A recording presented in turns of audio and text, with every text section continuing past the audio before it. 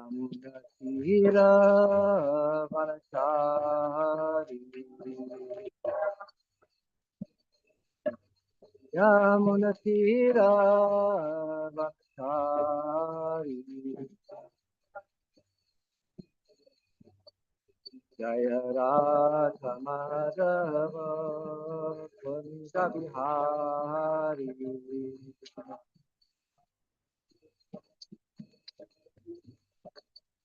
Jaya Radha Madhava Kunja Bihari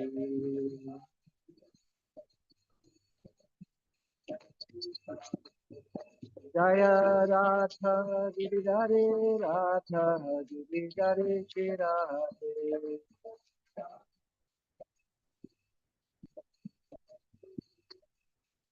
Jaya Radha Giridhare Radha Giridhare Shirade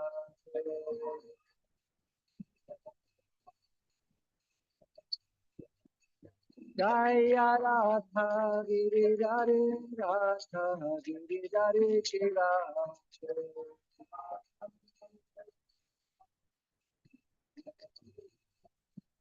Jaya Jaya Prabhupada Prabhupada Prabhupada Jaya Jaya Prabhupada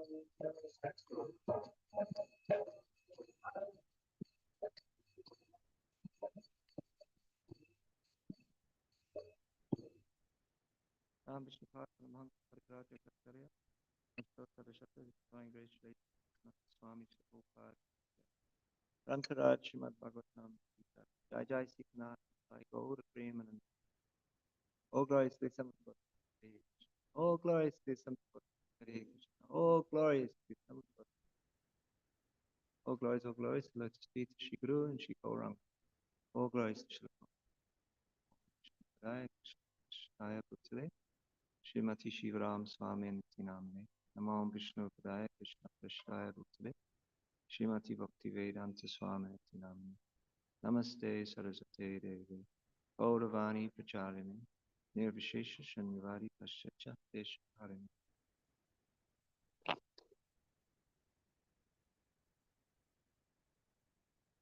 We'll begin with reading from Srila Prabhupada Lilamrita.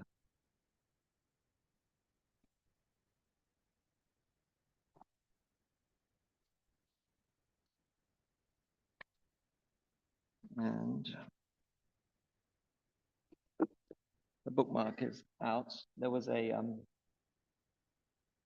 fold in a page which I thought might be the spot, but it's not. So Mataji did send me the link, a screenshot with the new section. I think we're starting a new section. Start from chapter 28. India Revisited Part 2. India Revisited Part 1, Part 2. Okay, good. Chapter 28. Okay, so this is Srila Prabhupada Lilamrita, chapter 28,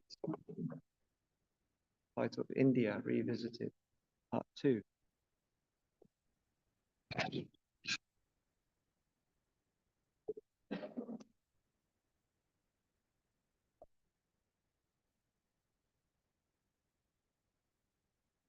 Prabhupada's train, the Kalka Mail, pulled into Delhi station. Prabhupada and his two disciples had tickets with reserved seat numbers, but no car number. So while Prabhupada waited for the baggage, Chutananda and Ramanuja ran from one end of the train to the other, looking for their car. After they had found their seats and boarded, Chutananda untied Prabhupada's bedding and spread it open on the upper tier. Prabhupada climbed the little ladder, sat comfortably on his saffron-stuffed quilt, and opened his Sanskrit Srimad Bhagavatam, while Chutananda and Ramanuja took their seats. It would take around 24 hours to reach Kolkata. Near the end of the journey, a group of educated Bengali gentlemen struck up a philosophical conversation with the Swami "We do not worship any form," said one, speaking fluent English in a loud, deep voice. "We have a marble Omkara that we worship, and we sit and pray to that." "That is also a form," said Prabhupada. He was reluctant to attack their philosophical position directly.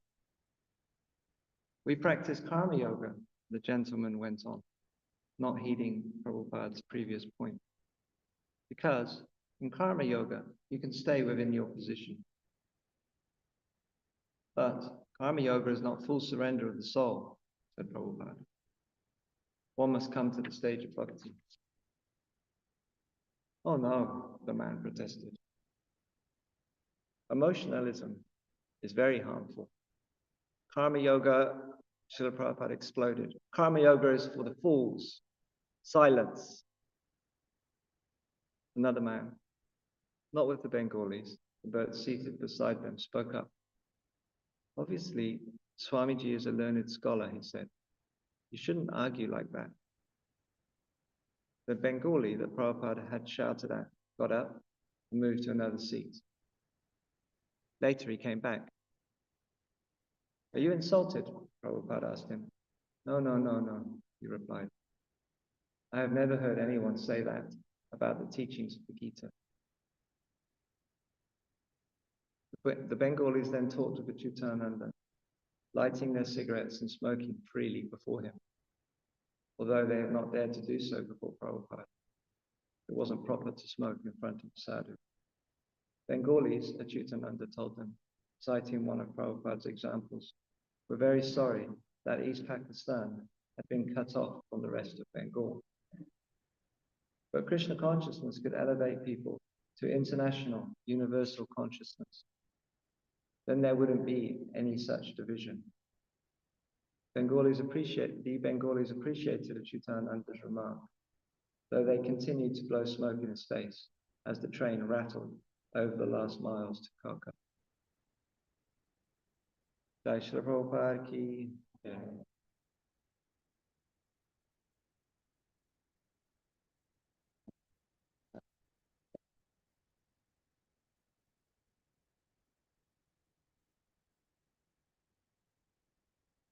Okay, I'm just going to read on a little bit more. Prabhupada was greeted at Calcutta's Howrah station by relatives, mostly from his sister's family, and by devotees of the Goswami Mat, and then escorted him and his disciples into a car. Achyutananda and Ramanuja noticed that although Swamiji's sister was shorter and more rotund than Prabhupada, her facial features were strikingly similar. Her name was Bhavatarini, but Prabhupada told them to call her Pishima, which means aunt. As Prabhupada rode through the streets, he saw many images of Goddess Kali, 10-armed, riding a lion. Calcutta was observing the biggest religious celebration in Bengal, Kali Puja, a month for festivities in honor of the goddess Kali. Throughout the city, brass bands and radio music blared, and there were decorative lights, stages, and tents. When Prabhupada arrived at Pishima's house in South Calcutta, his relatives seated him and performed an arati ceremony in his honor, reverently offering him the traditional items: incense, flaming lamp, flowers. They also bathed his feet. He sat smiling within the crowded room of relatives who were proud of his having journeyed to America on behalf of Lord Krishna. As Prabhupada's family members sung Hare Krishna Kirtan, from outside the room, the ladies of the house began singing a high, shrill, whooping sound.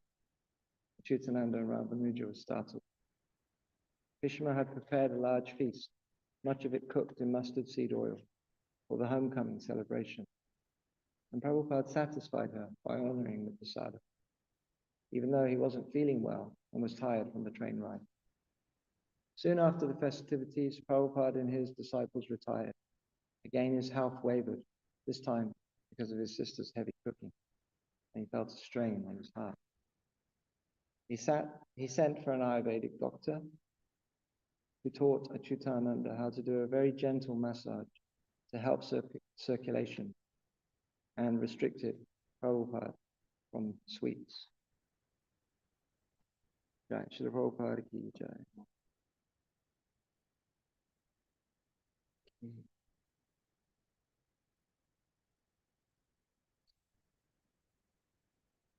So,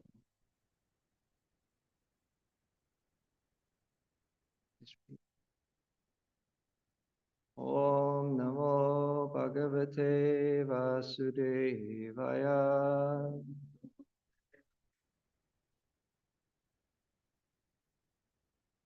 Om Namo Bhagavate Vasudevaya.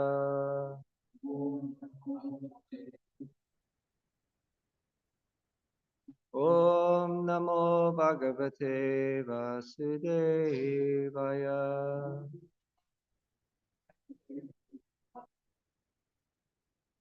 Narayanam Namaskrityam Naram Chaiva Narottamam Devim Saraswatim Vyasam Tojayam Kirayat Nashtapraishu Bhadreshu Nityam Bhagavata Sevaya Bhagavati Uttama Shloke Bhakti Bhagavati Naishtiki. Today we're reading from Srimad Bhagavatam, 5th canto, and we're reading from chapter 2, text 8.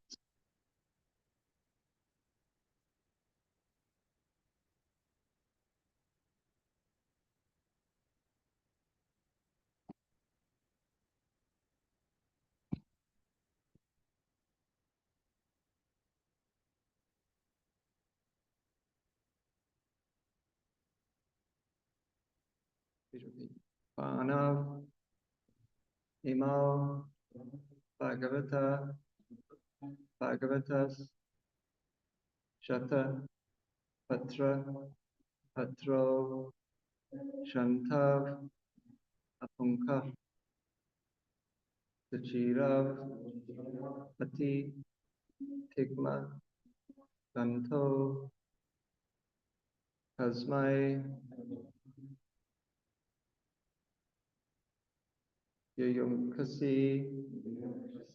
Yayungkshasi Vane Vicharan Na Vidmaha Shemaya No Jadad Iyam Tava Vikramo Tu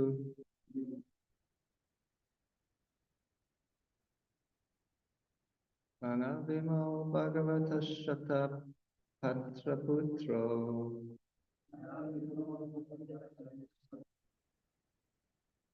Shantava Punka Ruchirav Atitik Madanto Tasmai Jajam Shasi Vane Vicharan Navidma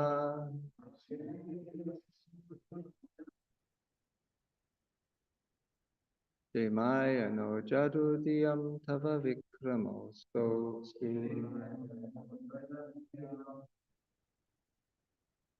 Panavimo Bhagavata Shata Putra Patro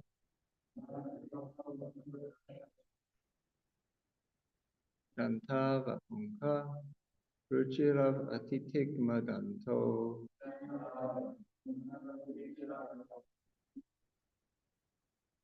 Kasmai Yayum Kshasi Vani Vicharanna Vidmaha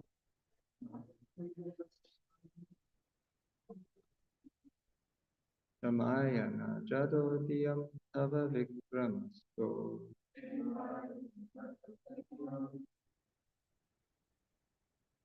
Panavimo Bhagavata Shata Patra Patro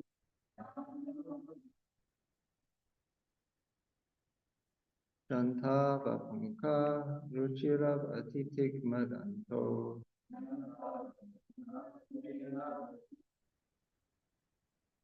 Tasmai Yoyo Shasi Avani Vicharan Vidma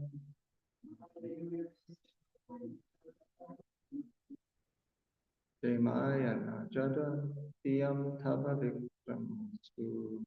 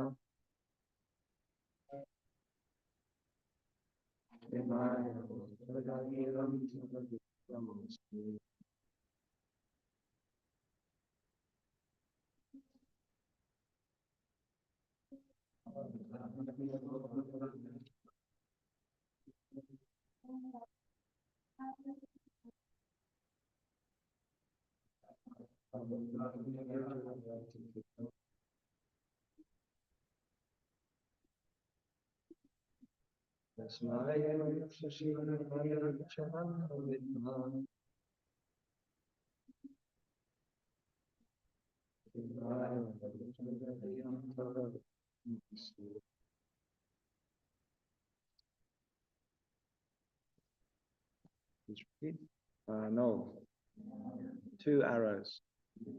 Imo, these, Bhagavataha. Of you, the most powerful. Shatapatra Patro, having feathers like the petals of a lotus flower. Shanto, peaceful. Punka, without a shaft. Ruchiro, very beautiful. Atitigmadanto, having a very sharp point. Tasmai, whom?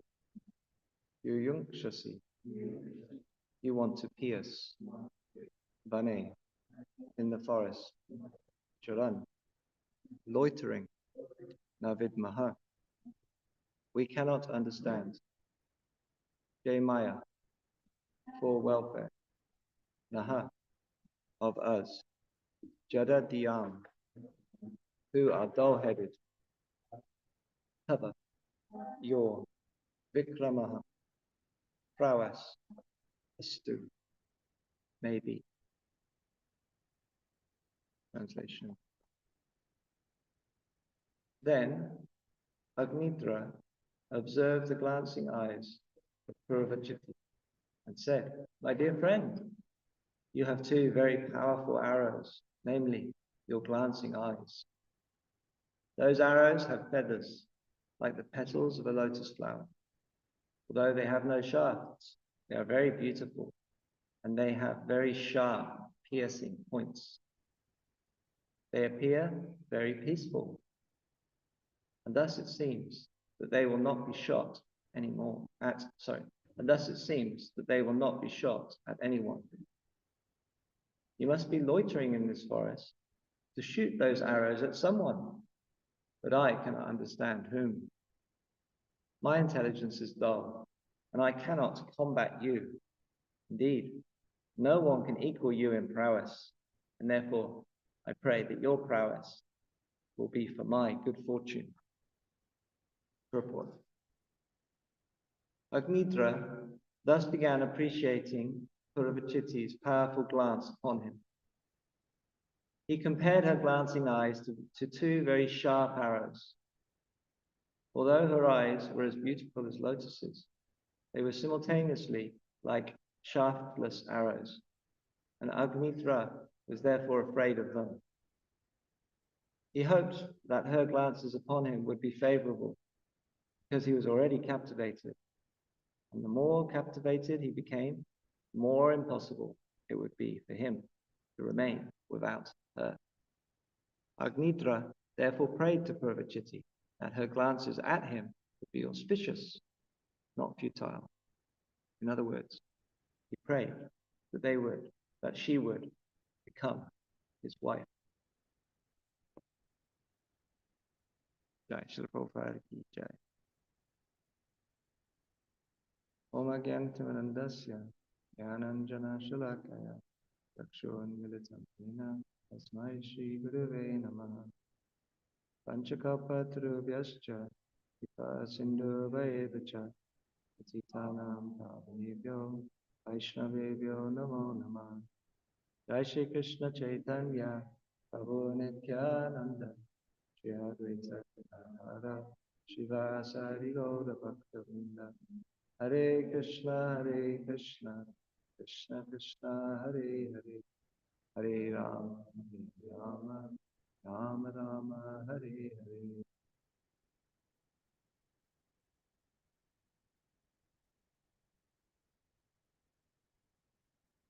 So we could be reading a verse from Govinda Lilamrita or Vilakkus Manjali or some other Rasic Shastra, but we find ourselves, it's not actually one of those texts, it's a text from Srimad Bhagavatam describing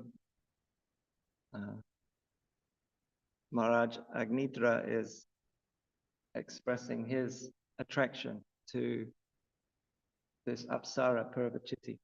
So it's the shadow, the reflection of the reality. The reality exists between Radha and Krishna in the spiritual world, and all existence serves that. But in material creation, imitating the enjoying propensity of the Supreme Personality of Godhead, conditioned souls exhibit the reflected shadow, illusory form of those same rasas. Real rasa exists in Goloka, Brajadam. That's the original form of Shringarati, conjugal rasa, Madhurya rasa. Madhurati exists there and is exhibited. Is the shelter of the love is the devotee, and the object of the love is Krishna. Here we've got a description of a reflection of that, a shadow, a Mayic representation of that here in material creation. So this is a short chapter in Bhagavatam. We've heard about the great devotee, Maharaj Priyavrata, who's glorified as a devotee of Narada Muni. Devotee means devotee of a devotee. So das anudas anudas. So Maharaj Priyavrata is a great devotee of Narada Muni, his guru. And we're now hearing about his lineage and his sons, and we're hearing about this foremost son or eldest son, I believe, of Priyavrata, Agnidra. Short chapter, 23 or so verses, describing something of his life and activities. some very important points for our bhakti, of course, because this is Srimad Bhagavatam. Srimad Bhagavatam Puranam Amalam Yad Vaishnavanam Priyam. Srimad Bhagavatam is very dear to the Vaishnavas. Srimad Bhagavatam Puranam Amalam Yad Vaishnavanam Yasmin Paramahansyam Ekam Amalam. So it's Paramahansa Shastra. It's meant for pure devotees of Krishna. And it's spotless. It's completely pure. It doesn't propagate anything to do with mundane rasa or mundane existence. It only propagates spiritual existence and teachings that lead to bhakti and the culmination of bhakti. So this chapter contains many important points for our bhakti. We have to analyze what are they, understand what are they, by carefully reading and meditating and studying Prabhupada's purport and the verses. So I was thinking about this this chapter and the lessons for our bhakti from Agnidra. Some interesting things came up. So he's a very dharmic person. Of course, we're hearing about him later, after he's done all of this, that he's doing this of his own volition. He desires to be married, and he desires not just to acquire any old wife. He wants to acquire a highly qualified wife. So he thinks, okay, well, I need a demigod. So he goes to an abode where he can perform austerities, first of all. He wants to get something. And why does he want to get married? He wants to get married because he wants someone, a son, to perform Shraddha, and so that he can attain Pitriloka and stay there. So he's got this conception in his mind about his next destination. So now he's got his conception in his mind about his next destination, which is, well, for him, he wants Pitriloka. So that's very interesting. Why is it that we have Maharaj Priyavrata, who's pure Vaishnava, dedicated, surrendered follower of Narada Muni, and he has a son who wants to attain Pitriloka as his destination, and he's wanting to do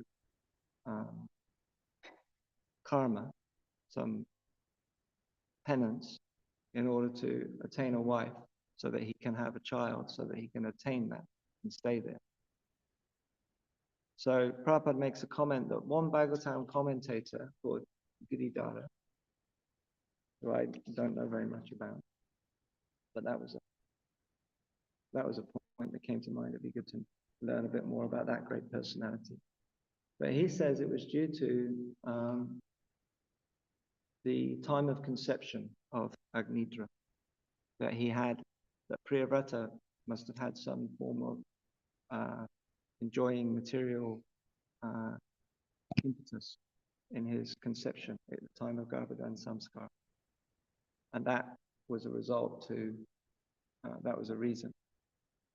So that's interesting in itself, because it does express the power of intention behind actions, particularly with Garbhodan Samskara. It highlights that the intention and the purpose behind the performance of the samskara has an impact on the result. Of course, that can't be the only factor in the result, because there are multiple factors of action, and just the state of mind or the state of intent, state of consciousness of the performer of the action at the time is not the only cause for the consequences that come. There are other factors that come in. And Krishna is not just timestamp orientated in his decision making and in his judgments and in his perception. It's not the only singular factor, but this episode definitely highlights it's a very important one. So, sure, there's a lesson there for grihastas. There's also a lesson for regardless of ashram, that intention and consciousness behind every action is important. And if you want to do something nicely, then your desire and your intention and your motive are very much going to determine the outcome of what you're doing. So in bhakti, the aspiration is anyabhilashi shunya. The abhilas, the aspiration, the desire, the intention is to be free of material desire, for karma, for jnana, and to act to please Krishna. So to act for Krishna's pleasure. So I'm speaking on Bhagavatam, let me do that for Krishna's pleasure. Let me do that for the Guru's pleasure. I'm mopping the temple floor before Radhagiri Day, before Natai, let me do that to please my Guru, let me do that to please Krishna. I'm sat listening to Bhagavatam, let me do that to please Guru, please Krishna. Let that be my motivation. Everything we do, everything. And that is the ongoing meditation of the devotee that is trying to be absorbed in devotional service. Let me continually reflect on my own state and aspire to act in a way which is pleasing to Krishna in all that I do. So that's one point that kind of came up for me in this narration. Also, Agnidra, he was dharmic. He went to perform austerities first. Don't see this. He also had a more long-term vision. Shreyas and prayas. Short-term, long-term vision. So he had a Shreyas, more of a long-term perspective. Where am I headed overall? Where am I headed with this overall? So that's also important for us as devotees in sadhana bhakti. What's my goal?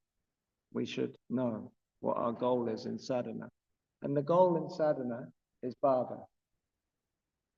That's the definition of sadhana. What is the definition of sadhana bhakti from Shastra? We should know. If we're doing sadhana, we're trying to do sadhana, apply ourselves to sadhana bhakti, we should know what the definition of sadhana bhakti is. We should know what it is that we're doing.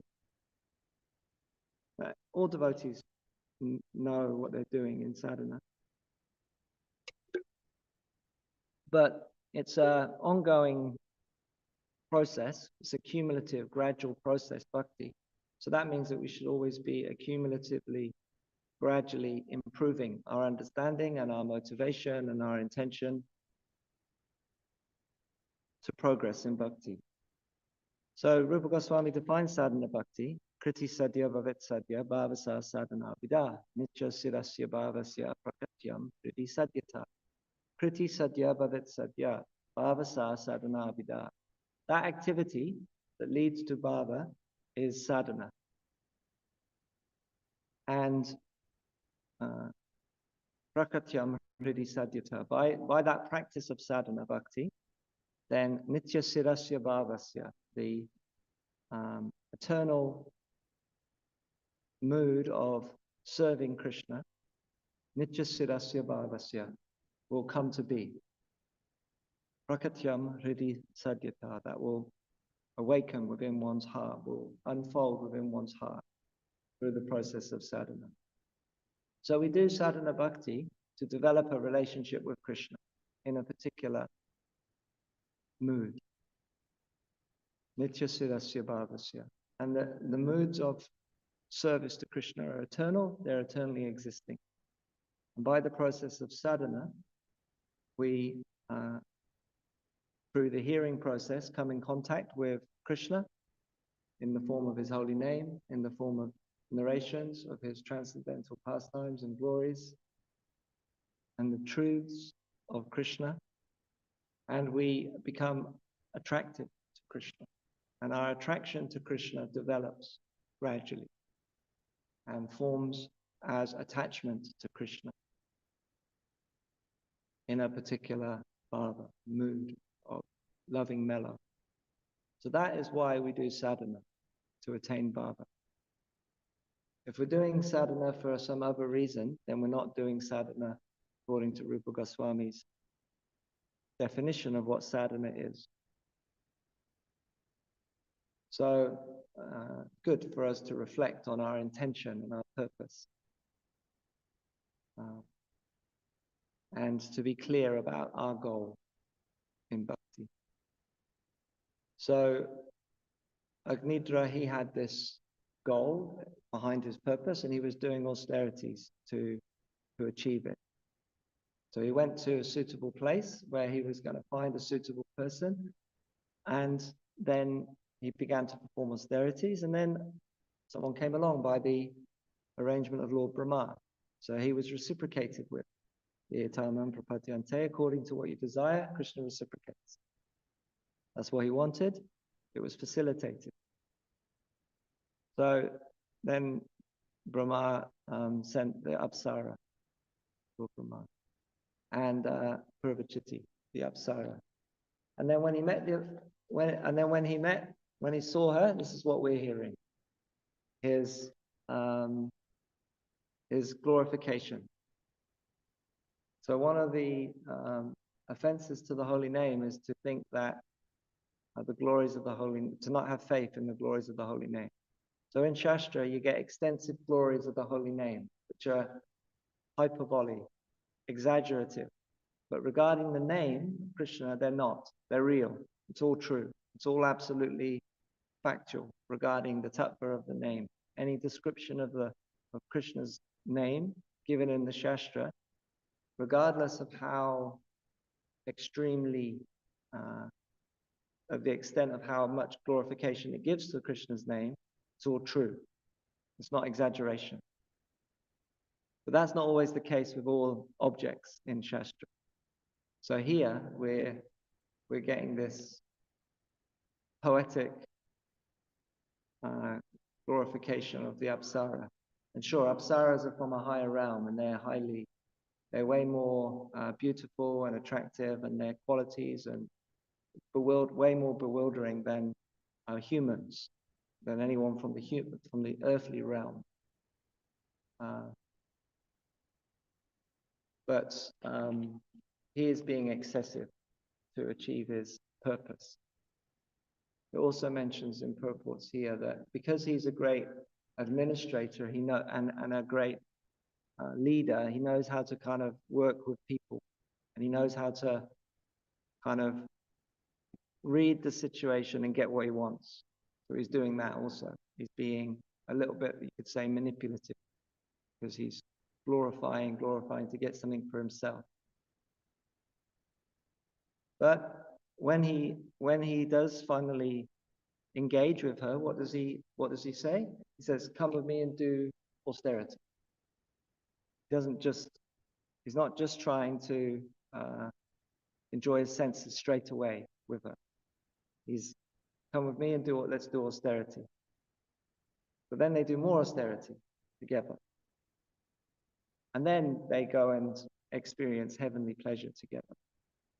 And they go off and they have children, and he gets his desires fulfilled. So he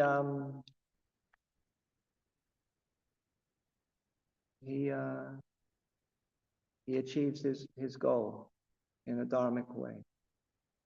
And they live for many thousands of years very luxuriantly, enjoying one another. And then, as is typical of higher beings, she at a certain point just left the situation, provided sons and a situation. He fulfilled all of his desires. He got everything materially that he was desiring. And then she left.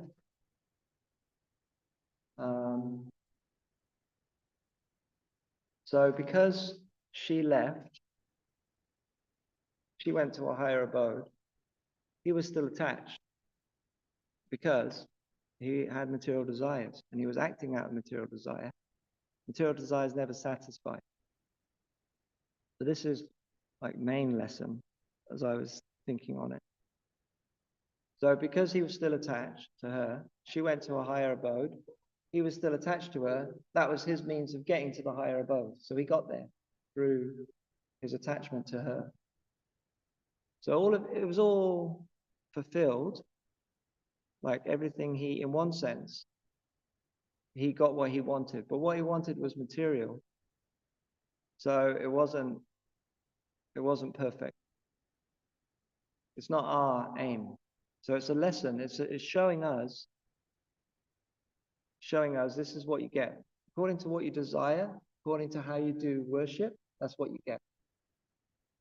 So if you want material things, you can attain them.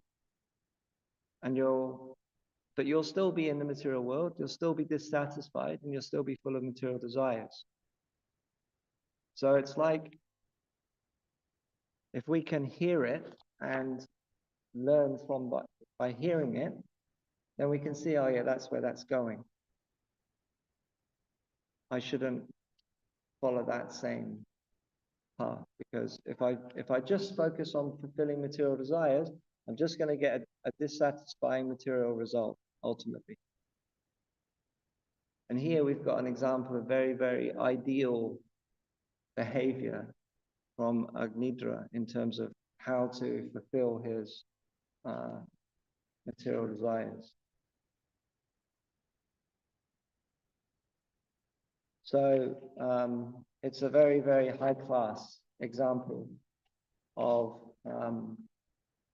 how to go about material life. He wanted to attain a heavenly abode where he could experience heavenly pleasure. He wanted to experience sensual gratification and pleasure in this life. And he wanted that heavenly abode in the next life to be maintained. And that was facilitated. So we can learn from this that we have to cultivate spiritual desire to become free from material desire.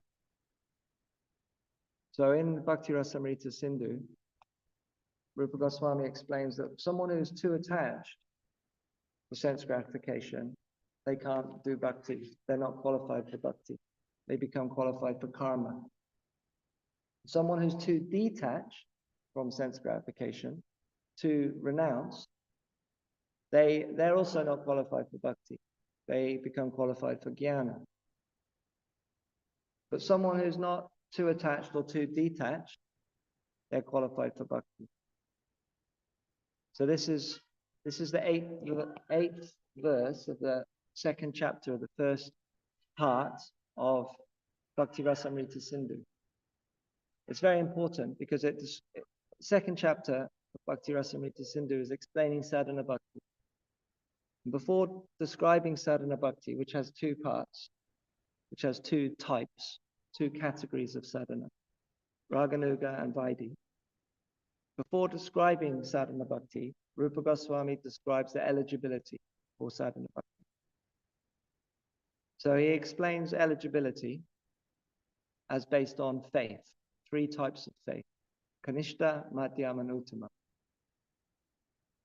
The adhikarins, the qualified, those who are qualified. Before he explains those three categories of faith and their qualification for bhakti, he explains this point that we're making in text 8, that if you're too attached to sense gratification, you can't do bhakti. If you're too renounced from sense gratification, you can't do bhakti. If you're too attached to sense gratification, you're qualified for karma, some type of karma yoga. There's various types of karma yoga. It's got two main divisions, sakam and nishkam. But if you're too attached to sense gratification, you'll be attracted to karma yoga and you'll do karma yoga. If you're too renounced from sense gratification, that is, you're trying to just be free of material desires, but not just to be free from material desires, just to be renounced, to be free from material desires, you'll be attracted to jnana, and you'll go for jnana. But if you're not too attached or too renounced, then you're eligible for bhakti. You're eligible for bhakti. And then he describes the eligibility. So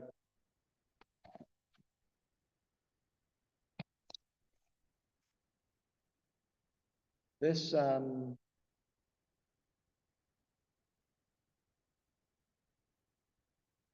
is important. Why is it important? Because our process is to cultivate attachment to Krishna and attraction to Krishna.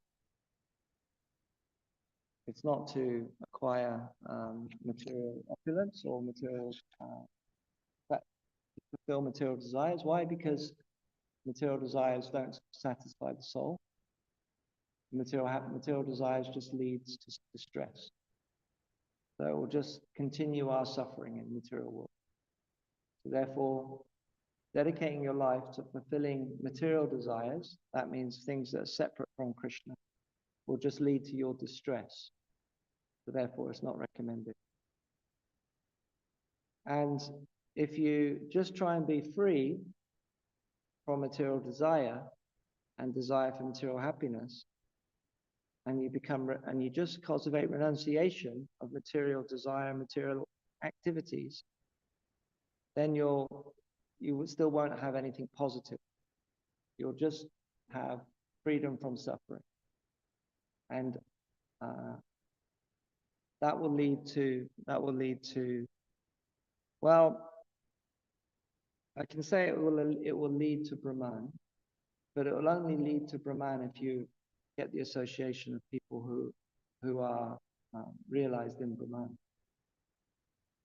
And it's a very difficult path. And you'll miss out on the ocean of devotion, which is the real ultimate goal of life. You'll miss out on Krishna, Krishna's wonderful qualities, Krishna's wonderful pastimes, and the love that Krishna experiences with his associates. When you hear and learn something about that, about Krishna, about his pastimes, about his characteristic qualities, then you'll see that these things are way more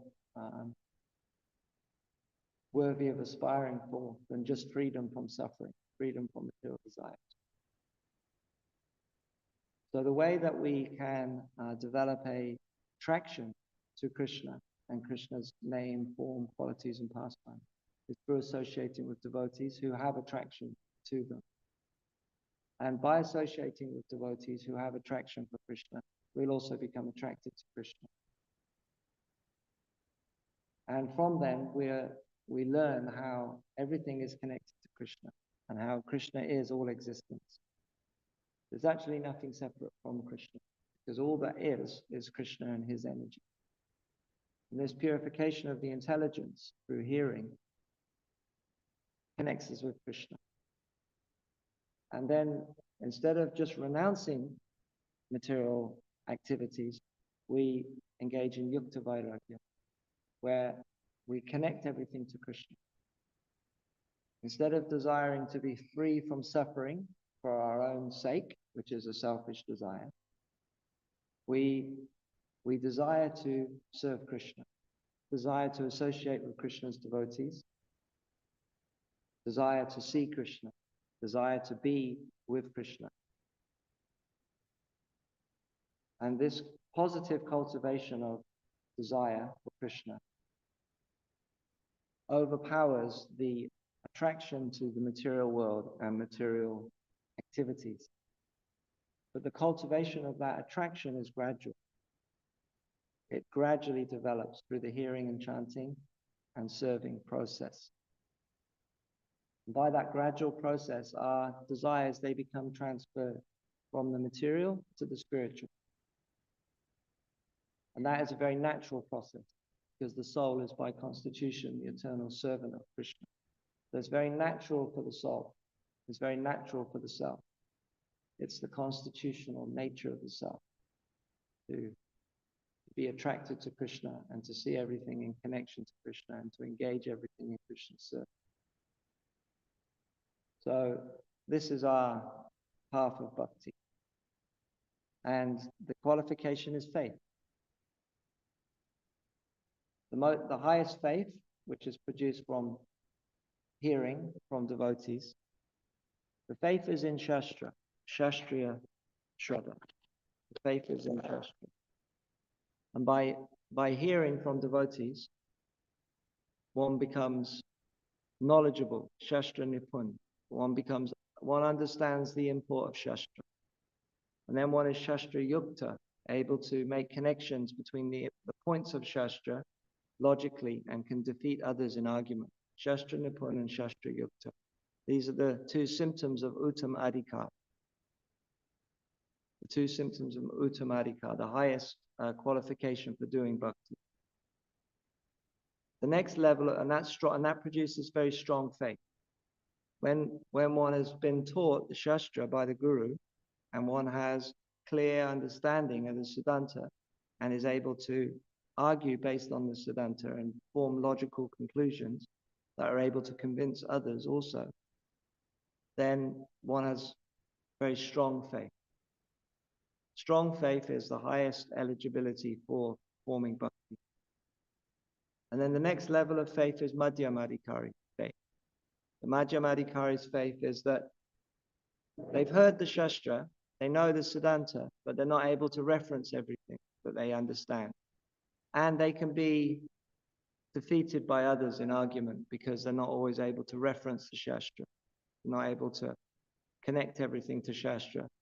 But even if they get defeated in a discussion, or if their faith gets a little bit shaken by another person, then they come back pretty quickly to conviction in bhakti. So their faith is pliable, but not that pliable. It's pretty much fixed. It's the Madhyamadikari faith. Rupa Goswami next describes the Kanishta Adhikari's faith. Their faith is very weak. They don't really know Shastra because they haven't spent the time to learn from the Guru. They haven't studied the Shastra under the Guru very much. So their faith is quite immature because they don't really know the Siddhanta very well. And their faith is very limited, it's very restricted. Because they don't understand, because they haven't heard, they only really see Krishna, God, in the temple, Bhagavan in the temple. And their conception of the Lord is not as broad as those who have been enlightened by Shastra, who understand that Krishna is in the hearts of all living entities. All energy is coming from Krishna, is simultaneously one and different from him. Everything is connected to Krishna. Krishna is not just in the temple. Krishna is everywhere, in everyone's heart, dealing with everyone all the time. So the Kanishta Adhikari's faith is more limited because they don't have the same knowledge. So it's weaker. And then they can be swayed very easily by different philosophies or different ideas, different convictions that different people present to them. So their situation is called pliable faith. It can be molded. It can be strengthened and developed through association, but it can also be disturbed, and changeable. So this is a Kanishta Adhikari. They're still eligible to do bhakti. They still have faith enough to be able to engage in the process, but it's not very strong. So their bhakti is very weak. But by continued association and hearing, it becomes stronger. So there is a relationship between adhikari or qualification and attainment. And those two things are separate concepts, but they're interrelated. Bhakti Rasamrita Sindhu, second chapter, text 10 and onwards, describe adhikar, qualification. Srimad Bhagavatam second canto of the second chapter of the 11th canto, third chapter, describes attainment. Also uses the same terminology. Uttam Bhakta, Madhyam Bhakta, Prakrita Bhakta, or Kanishta Bhakta. And that's their experience of Bhagavan. How much experience they have of Bhagavan. The Uttam Bhakta, he sees Bhagavan everywhere and everything at all times. He can't see anything separate from Krishna. So he's naturally an Uttamadhikari because he's on the realized platform. So he's the living, walking, talking Shastra. Everything he sees is Shastra, everything he does is an example of Shastra because he's realized, fully realized. The Madhyam Bhakta, he is able to see Krishna in his various forms in the temple.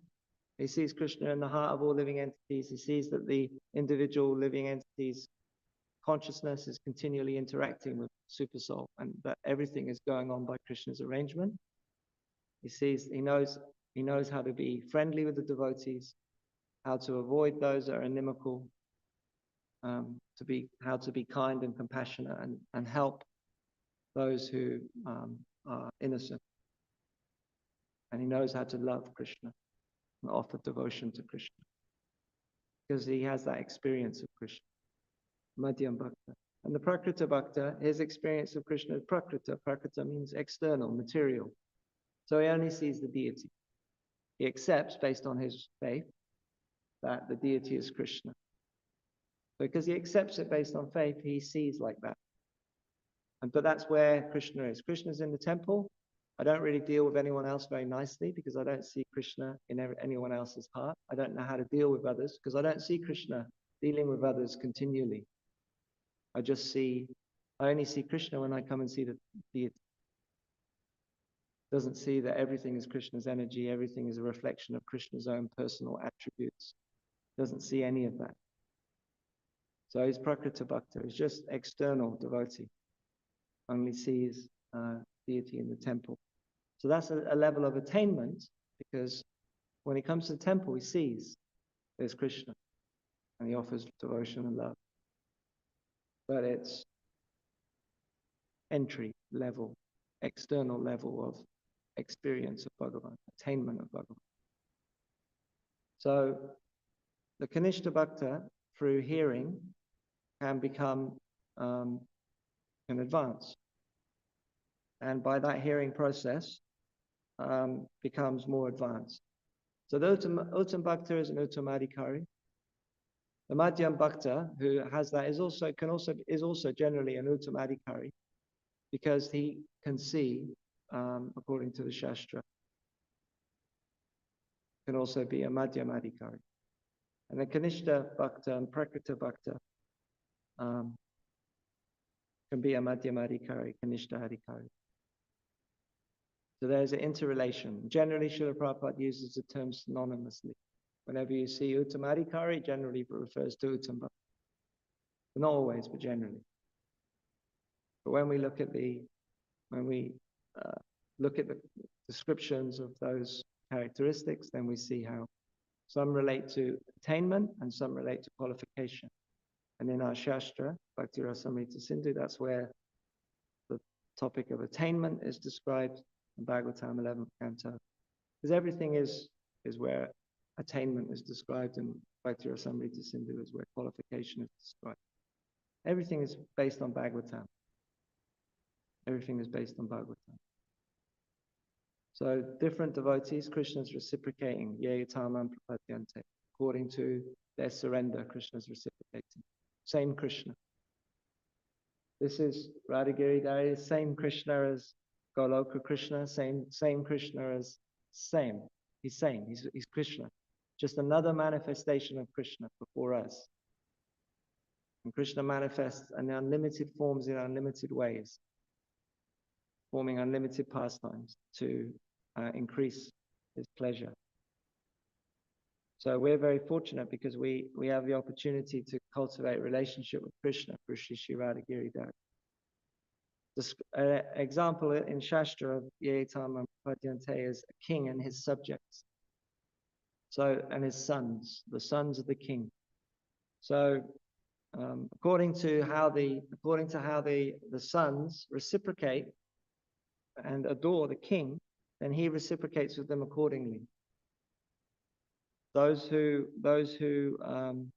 are envious of the king and who want his power and position, he keeps them a little bit distant, even though they're his sons, because they're demonstrating envy and antagonism. Those who are affectionate and appreciative, he brings them in. And even those who see him beyond not just being the king, they see him as the father, and they love him for who he is as the father. He brings them right into his inner chamber. He doesn't see them as subjects or anything else other than an object of love.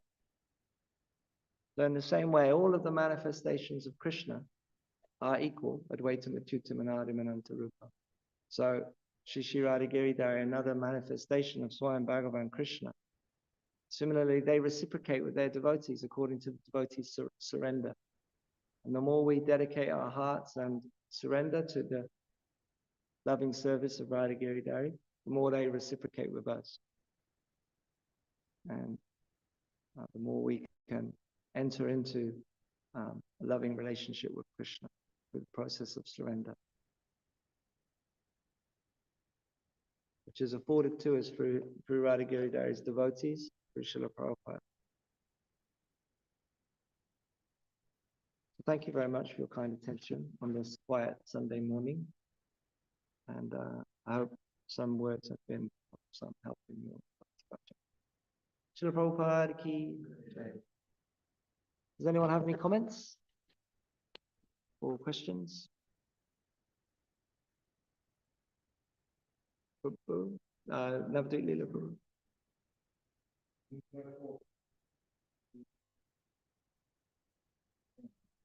Yeah.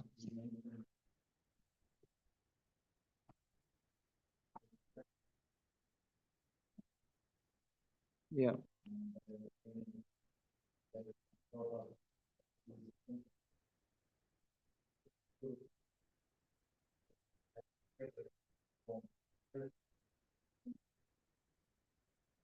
Yeah.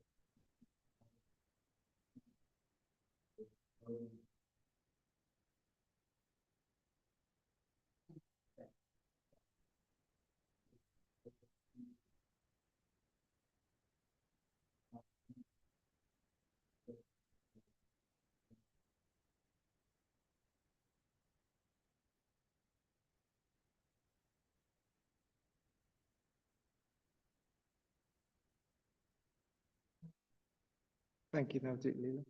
That's good. No, not really. I think that you've kind of captured the point there. Yeah, we don't need to do anything else.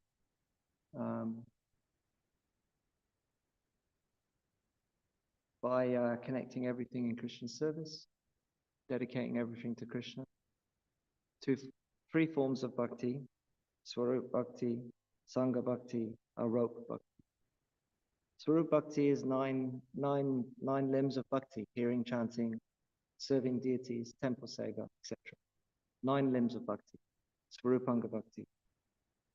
And then anything that you do in your life, anything that supports your engagement in bhakti, that's Sangha, Sangha Siddha Bhakti, Jiva Goswami, Bhakti Sandarbha. So, so a devotee, everything they do in their family life can be Sangha Siddha Bhakti. Going to the beach with the family, Sangha Siddha Bhakti. How's going to the beach with the family, Sangha Siddha Bhakti? Because you're cultivating relationships with your family. You're good for your health and well-being. And overall, you can associate with devotees, family members, discuss some Krishna Katha on the way, appreciate Krishna's creation. So it's material enjoyment that's coming by karma, by Krishna's mercy. But for a devotee, it's connected. They don't reject it. Driving in the car on the way to the beach, feel great. It's karma. It's sukha. It's material happiness. It's not spiritual happiness, it's material happiness. But we accept it's Krishna's mercy. Oh, this is Krishna's mercy. I've got such a nice family. We're going to go to the beach. Good for the kids' well-being, good for their development, good for their health. And it's connected to my spiritual life. You know, this is my dharma. These are material activities, but they're connected. They support my bhakti. Because bhakti sadhana is regulated in its time in the day. You do your bhakti sadhana at a certain time. And then you do your seva. And depending on your ashram and status and situation in life, then your activities in the day, they're either direct or indirect devotional service. And everyone's got some elements of indirect devotional service. And in those, the Lord is giving, we experience happiness and distress in the course of our life. That's all Krishna's mercy. So we don't reject it. We don't reject, oh, I feel pretty good. I'm on my way to the beach. I feel happy. I'm in the ocean. We don't reject it. We take it as Krishna's mercy. Good for my health, good for my well-being. I'm looking forward to chanting japa. I'm looking forward to going to do some reading. I'm looking forward to my seva. So it's connected as part of a balanced life in a devotee's life. The Sangha Siddha.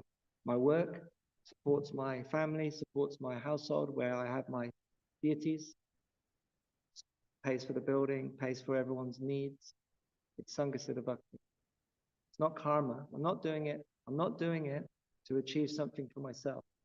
I'm doing it to serve the devotees and to be able to be engaged in the practice of devotional service, cultivate my relationship with Krishna. Anya Abhilas. So the desire is not material. Now, the devotees' material desires are also all fulfilled by Krishna. So we're in different situations due to our overall circumstance. Krishna's reciprocating, and we also see how devotees' material desires also get fulfilled by Krishna. And the devotee is giving up material desire, cultivating the attitude of giving up material desire. But material desires are lodged, they're in avasana, they're in the antakarana, they're in the internal being of the devotee. So the devotee is in the gradual process of getting purified. And as that is happening, Krishna's working on the devotee's heart all the time, fine-tuning the quality of his desires. The devotee is desiring to move away from material desire and cultivate more and more spiritual desire, spiritual aspiration for service, Krishna's eternal service, Krishna's association. So Krishna's purifying the devotee through, he's purifying him through sadhana and through suffering. But these are two means of purification. But purification means the cultivation of positive attachment to Krishna. It's not some impersonal kind of light that you just kind of jump into purification and it happens to you. It's the positive cultivation of attachment to Krishna. The more attached you are to Krishna, and the more desirous you are of Krishna, the more purified you are. And the less attached to Krishna, the less desirous of Krishna, the less purified. There's no impersonal state of purification. There's material desire or spiritual desire. The more spiritual desire you have, the more purified you are. The less spiritual desire you have, the less purified you are. And we purify ourselves through the process of bhakti. Sangha Siddha Bhakti Swarupa Bhakti.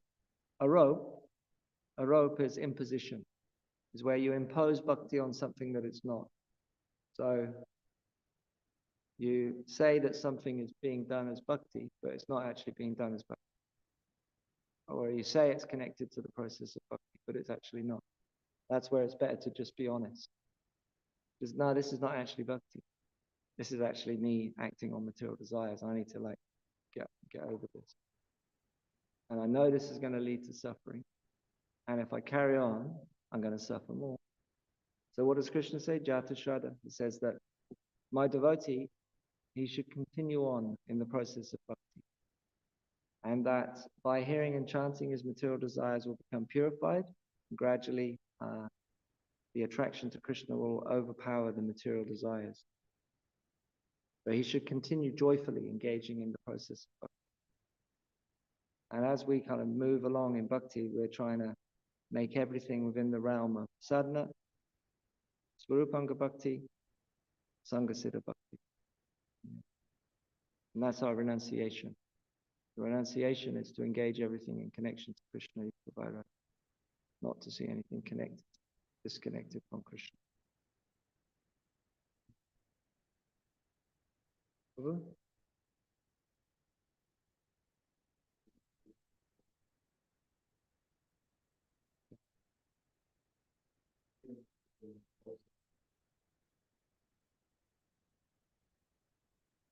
Yeah. Yep.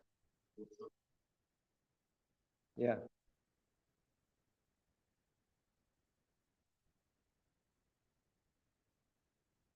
Yes. Yes. Yeah, it's a good point.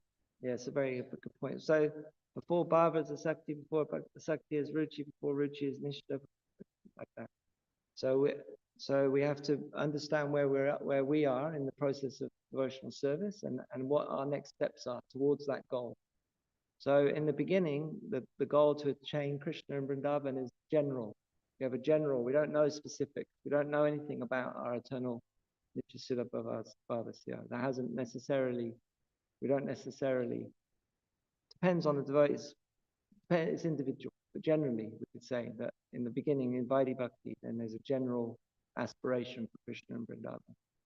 And we're generally cultivating, so it's general goal. But as our bhakti and a hearing chanting process continues, what is a general goal of Krishna and Goloka Vrindavan becomes more and more specific. And that is all mercy.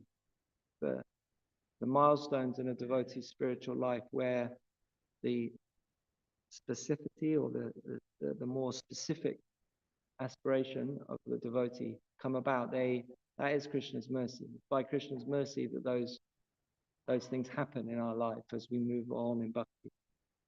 So we can have a general goal, which is to attain Krishna and Vrindavan. The specifics of what that is for us, we may or may not know. And we may not, so we've got that general goal. That's our goal to attain Bhava Bhakti. And where I'm at now is I'm trying to dedicate myself to the instructions of my spiritual master and praying for Krishna's mercy to know him more and more. But if we carry those aspirations, those desires in our heart, then Krishna will reciprocate with it. And as our hearing and chanting continues on, Krishna attracts us. And the nature of our attraction to Krishna determines more and more the direction of our hearing and chanting and serving. And it accumulates gradually. So it's an accumulative, gradual process. But it's good to know we have to cultivate an understanding of the Abhidheya Tattva, the whole process of bhakti. And we have to be able to understand where we're at and what's relevant for us next. And that's also revealed by Krishna, but revealed by Guru. There's never any shortage or lacking in a devotee's opportunity to progress to the next, what's relevant. And we can't jump. Can't go somewhere where we're not. We can only be what we are. And we can only, engage according to the mercy that Krishna gives us. So we're cultivating a mood of separation from Krishna. Oh, I'm so distant. I'm so fallen. so far away, I'm so ignorant. So by that cultivation of the mood of separation from Krishna in our sadhana, and we stay in the right mood to have our hands in the right position to receive mercy from the Vaishnavas, receive mercy from Krishna. And that's our only real means of progress in bhakti, is the mercy of the devotees. But we should know, according to our tradition, according to our sampradaya, according to our siddhanta, what the process is. And then we can identify ourselves and also in the association of devotees where we are, where we need to step next. Because if we're not continually trying to do that, aspire to move forward, then material energy is always working on us. So from our side, we have the endeavor, progress, but we know that that endeavor is dependent on Krishna's mercy. So that intensifies the longing for Krishna. All of the things that are relevant higher up in bhakti, they have their seed form lower down in bhakti. So even in the beginning of bhakti, the mood of separation is relevant, but it's not quite the same as someone high in bhakti, but it's general. And the longing for Krishna is also relevant in the beginning of bhakti, but it's from a position of ignorance and praying for Krishna's mercy. But if we don't ask, we don't get. So we have to cultivate those spiritual aspirations wherever we are. And gradually what's relevant for us next is always being shown. And the only reason Krishna may not be seemingly reciprocating in the immediate is because he wants to increase our aspiration for his mercy more. So we should always see it like that. Krishna's always got our best intention at heart, and he's always working for our development of our eternal relationship with him. He's always trying to bring us home. That's all he is, loving person who is trying to engage with us more and more. Yeah. So these are very important questions to continually ask ourselves. We should always be trying to understand what's next. And it's the journey of spiritual life. It's a wonderful adventure, in our relationship with developing our relationship with Krishna. So to have a general goal is good. And then as we cultivate our bhakti and as we hear and chant and become attracted to Krishna, so Krishna attracts the devotee. It comes from him. He attracts. And according to the way that he attracts us, our relationship with him unfolds. So it is coming from him. But we have to want it. That comes from us. And we have to show that we want it. And that comes from us. So it's a reciprocation.